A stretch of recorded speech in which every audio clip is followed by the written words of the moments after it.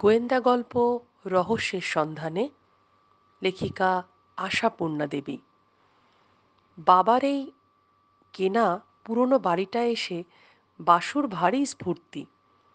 এটা মোটেই তাদের রেল কোয়ার্টারের বাড়ির মতো ঝাড়াঝাপটা হালকা পাতলা নয়, বেশ কেমন ভারী ভুরি আর আলো অন্ধকারে মেশানো।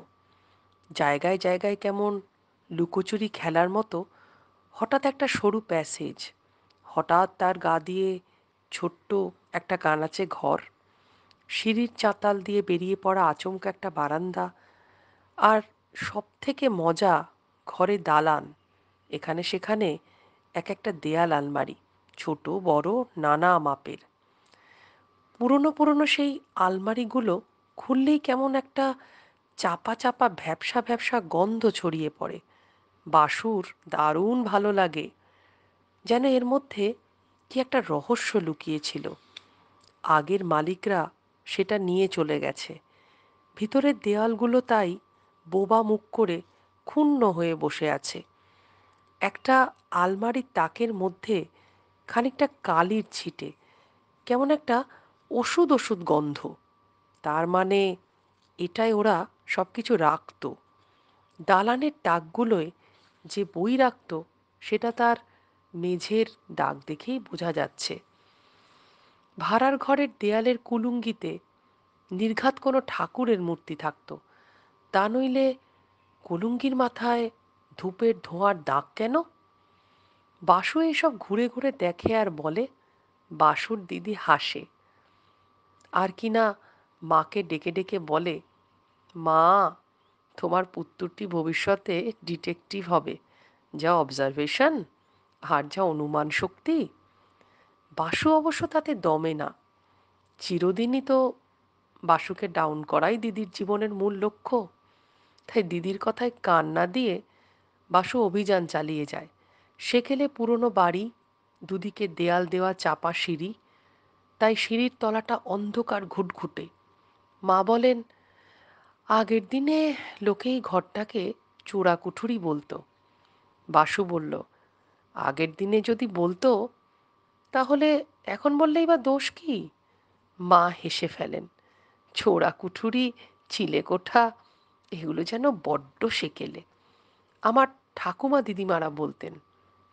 বাসু গম্ভীরভাবে বলল, তোমার ঠাকুমা, তার ঠাকুমা, তার ঠাকুমা, তারও ঠাকুমা, এরা তো সবাই ভাতকে ভাতই বলতেন।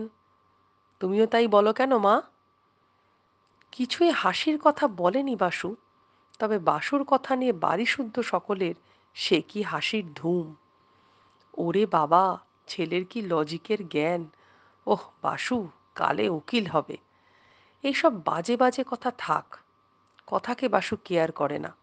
তার বাংলার মাস্টারমশাই বলেন, কারও সমালোচনায় লজ্জা না পেয়ে কোনো কাজে পিছিয়ে যাওয়া ভীরুর লক্ষণ। লোকের কথায় ভয় পেলে মহৎ কাজ হয় না। কাজেই বাসু এসব ঠাট্টা ফাট্টায় লজ্জা না পেয়ে এই বাড়িটার রহস্য আবিষ্কারের মহৎ ব্রত নিয়ে খেটে যাচ্ছে। বাসু ছোটদের গোয়েন্দা গোকুল সেন বইটা পড়েছে। একটা ভীষণ পুরনো জমিদার বাড়ি ভাঙা হতে দেখা গেল তার কড়িকাঠের খাঁজে খাঁজে চোরা কুলুঙ্গি, আর তার মধ্যে রাশি রাশি সোনা। এই বাড়িটার কাঠগুলো ভারী ভারী, আর যেন ঝুলে পড়া ঝুলে পড়া। কে বলতে পারে ওর অন্তরালে তেমন চোরা কুলুঙ্গি আছে কিনা। ঘাড় উঁচু করে হাঁ করে তাকিয়ে তাকিয়ে দেখে বাসু কোনোখানে সন্দেহজনক কিছু দেখা যাচ্ছে কিনা। কিন্তু দেখা গেলেই বা কি? বাসু তো আর মইয়ে নিজে উঠে পরীক্ষা করে দেখতে পারবে না। আর বড়দের বললে তারা তো হাসির তোড়েই বাসুকে উড়িয়ে দেবেন। কিন্তু এখন, এখন কি হলো? এখন সকলের মুখ হাঁ, চোখ ছানা বড়া, আর নাক রসপুলির মতো হয়ে গেল কি না। সিঁড়ির তলার ওই চোরা কুঠুরির দেয়ালে একটা চোরা আলমারি আবিষ্কার করে ফেলেনি বাসু? পেরেছে। এখানে যে আগের লোকেরা ডাই করে কয়লা ঢেলে রাখতো তার স্মৃতিচিহ্ন এখনো জলজলাট। এমনকি কয়লার চাইও কিছু কিছু ছিল। কিন্তু বাসুর মতো অবজারভেশন শক্তি না থাকলে কেউ কি ধরতে পারতো ওই কয়লা মাখা ময়লা দেয়ালের গায়ে একটা ছোট্ট কাটা খাঁজ আছে, আর তার মধ্যে আছে একটা গ্যাস বাক্স, যেটা বসানো রয়েছে সুন্দরভাবে। কয়লা ঢালা জায়গায় এমনিতেই কারো চোখে পড়ে না, এখানেও চোখে পড়তই না। বাসু কয়লার চাইগুলো সরিয়ে দেখেছিল বলেই না, হঠাৎ বাক্স দেখেই বাসুর হাত পা ঠান্ডা, অথচ উল্লাসও আছে। তাই কাঁপা কাঁপা গলায় চেঁচিয়ে সেই দিদিকেই ডেকে ওঠে, যে দিদির জীবনের লক্ষ্য বাসুকে ডাউন করা। কিন্তু উপায় কি? দিদি ছাড়া বাসুর সুখ দুঃখের ভাগিদার হতে আর আসছে কে? বাসুর দিদি ডাক শুনেই দিদি দুধ দাঁড়িয়ে নেমে আসতে আসতে বলল, হলোটা কি রে? বিছে কামড়েছে নিশ্চয়ই। কামড়াবেই তো, খেলবার আর জায়গা পায়নি। কিন্তু দিদি এসে থমকে দাঁড়ালো। বাসু দিব্যি জলজ্যান্ত দাঁড়িয়ে, তবে বাসুর চোখ দুটো গোল আলুর মতো, আর মাথার চুল সজারুর কাঁটার মতো। দিদি আসতেই বাসু নীরবে শুধু আঙুল বাড়িয়ে দেখালো, কি ও? দেখ না, বাক্স। হুম। কিসের বাক্স? ভগবান জানেন। এই জায়গায় বাক্স কেন? দিদি ভয় ভয় গলায় বলে, টাকা কড়ি লুকানো নেই তো?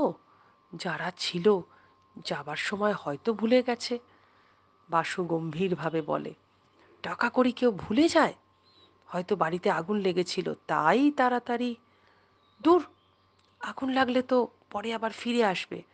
তাছাড়া কই রে, কোথাও আগুন লেগেছিল, বাড়িতে তো দাগ নেই। দিদি, তাহলে বোধহয় ভূমিকম্প। মোটেই না, তাতেও পরে চলে আসবে লোকে। তবে বোধহয় ডাকাত পড়েছিল রে দিদি, ওরা ভয়ে পালিয়ে গেছে, আর কখনো আসেনি। দিদি বলে, তা হতে পারে, কিন্তু ডাকাতরা কি তন্ন তন্ন করে না দেখে ছাড়তো? ওরা তো শুনেছি বালিশ ছিঁড়ে তুলো বার করে দেখে। দিদি ঠিক হয়েছে, যে রেখেছিল সে বোধহয় হঠাৎ মরে গেছে, কাউকে বলে যেতে পারেনি। দিদি মহল্লাসে বলে, ঠিক, ঠিক বলেছিস, তোর বুদ্ধি হ্যাজ। এই প্রথম দিদি বাসুর বুদ্ধির তারিফ করলো। কিন্তু বাক্সটা টানা যায় কি করে? খাঁজের মধ্যে যেভাবে আটা, বাসুর অসাধ্য। দিদি, তুই পারবি? উহ, আমার বাবা ভয় করছে, যদি পিছনে সাপ টাপ থাকে। তবে? তবে কি, বৃন্দাবনকে ডেকে আনবো? ওর গায়ে তো খুব জোর। দিদি আস্তে আস্তে বলে, এই চুপ, চেঁচাস না। যদি অনেক সোনা টোনা থাকে, বৃন্দাবন সবাইকে বলে বেড়াবে। দিদি, তাহলে মাকে ডাকি, বলল বাসু। দিদি হেসে ওঠে, আহারে, মার গায়ে কি জোর! তাহলে তো ছোটকা ছাড়া গতি নেই। ছোটকা? ছোটকা মানেই তো সব চাঁটি খাওয়া। তবু উপায় কি? বাক্সটা তো টেনে বার করতেই হবে। ছুটির দুপুরে বাবা নিদ্রামগ্ন, কাকা বই মগ্ন। বাসু গিয়ে বলে, ছোটকা, আবিষ্কার। আবিষ্কার তো? ছোটকা হেসে উঠে বলে, কি, ব্যাঙাচির মধ্যে বৃহৎ বিশ্বের ছায়াল? আহ, কেবল বাজে কথা। দেখাবো চলো। চোরা কুঠুরিতে বাক্স। বাক্স? কার বাক্স? বাড়িটা যাদের ছিল তাদের নিশ্চয়ই। কিসের বাক্স? আহ, তুমি চলোই না ছোটকা। কাকার হাত ধরে টান মারে বাসু। অগত্যাই যেতে হয় কাকাকে। গিয়েই কাকার মুখ গম্ভীর, খবরদার, কেউ হাত দিও না, বাবাকে ডাকো। দিদি ভয় পেয়ে ছুট্টে চলে যায় বাবাকে ডাকতে। কিরে বাবা, ভৌতিক বাক্স নাকি সাপখোপ আছে? বাবা আসেন, মা আসেন, এবং তারা বিজবিজ করে যা বলা বলি করতে থাকেন, তার থেকে এইটুকুই বুঝতে পারে বাসু, এই বাক্সয় কারো হাত দেওয়া হবে না, পুলিশকে খবর দিতে হবে, তারা নিয়ে গিয়ে থানায় জমা দেবে। শুনে বাসু প্রায় ভ্যাঁ করে কেঁদেই ফেলে। এত কষ্টের আবিষ্কার বাসুর, পুলিশ এসে নিয়ে গিয়ে থানায় জমা দেবে? বাসুরা নিজে মজা করে খুলে দেখতে পারবে না? কেন, আমরা কি চোর? কাকা বলল, এখন চোর নই, কিন্তু ওই পরের বাক্সের মালটি নিতে গেলেই চোর হয়ে যাব। আইন হচ্ছে এরকম, গুপ্তধন পেলে তা পুলিশের হাতে তুলে দিতে হয়।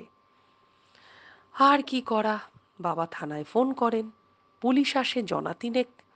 তারা অন্ধকারে হেঁট হয়ে টর্চ জেলে ব্যাপারটা দেখে নেয়, তারপর জেরা করতে থাকে। কবে কেনা হয়েছে বাড়ি, কার কাছ থেকে, তারা কোথায় থাকে, ইত্যাদি ইত্যাদি। তবে বহু পুরানো বাড়িওয়ালা মাদ্রাজে চলে গেছে শুনে নাক কুঁচকে হ্যাঁচ করে এক টান মেরে বাক্সটাকে বার করে আলোয় নিয়ে এলো। টানের চোটে দেয়ালের বালি চাপড়া খসে পড়ল খানিকটা। দিদি ফিসফিস করে বললে, এই বাসু, বাবাকে বল না, ওরা নিয়ে যাবার আগে একবার অন্তত আমাদের দেখিয়ে দিয়ে যাক। বাসু বেজার মুখ করে বললে, দেখিয়ে আর কি হবে, যা আছে তা তো নিয়েই চলে যাবে। আশ্চর্য, ছোটকার এই নিষ্ঠুরতার কোনো মানে হয়? তা বাসুকে আর বলতে হয় না, দেখা যায় এরা খোলবারই চেষ্টা করছে। এমনি খুলতে না পেরে বলে, চাবি আছে? চাবি? আমরা চাবি কোথায় পাবো? ছোটকা বেশ রাগের গলায় বলে, বাক্সের হিস্ট্রি জানায়নি আপনাদের? হুম, তা একটা টিয়ে কিছুদিন চার দিয়ে খুলে ফেলার মতো। শুনে সকলেই উত্তেজিত। এতক্ষণে যেন একটা ঘোরালো রহস্যের সূচনা দেখা দিয়েছে। সকলেই চঞ্চল হয়ে টিয়ে খুঁজতে ছোটে। মা নিয়ে আসেন একখানা লম্বা খুন্তি, ছোটকা একখানা খুদে বাটালি, দিদি একটা পেন্সিল কাটার ছুরি, আর বাসু একখানা পুরনো ব্লেড।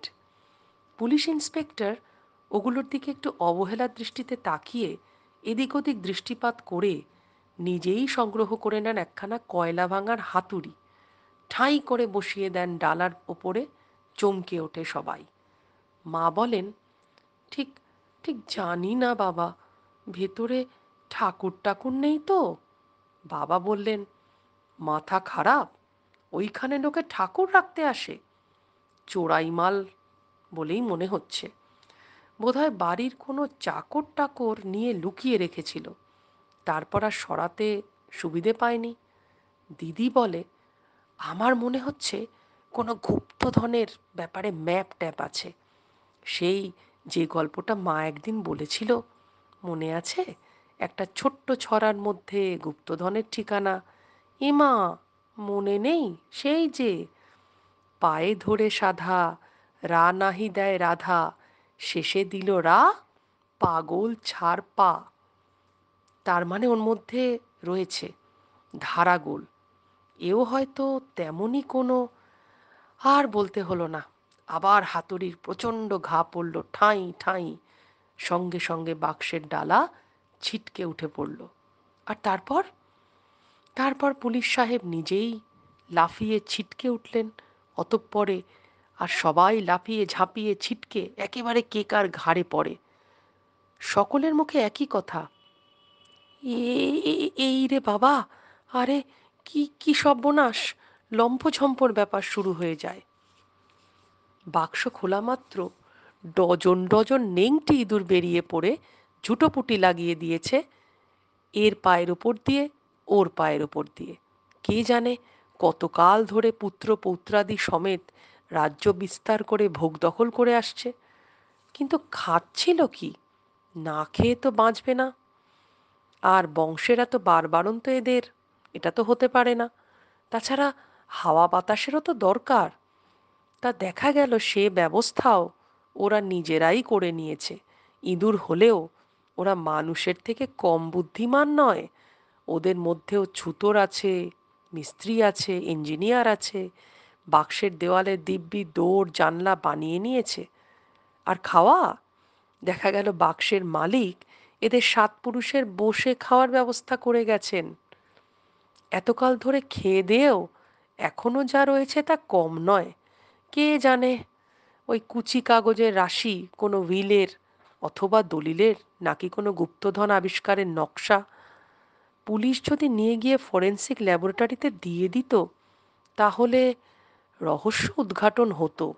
কিন্তু পুলিশ প্রভুরা সেদিক দিয়ে গেলেন না। বেজায় বিরক্ত মুখে সকলের দিকে একটু জ্বলন্ত দৃষ্টিতে তাকিয়ে গট গট করে বেরিয়ে গেলেন।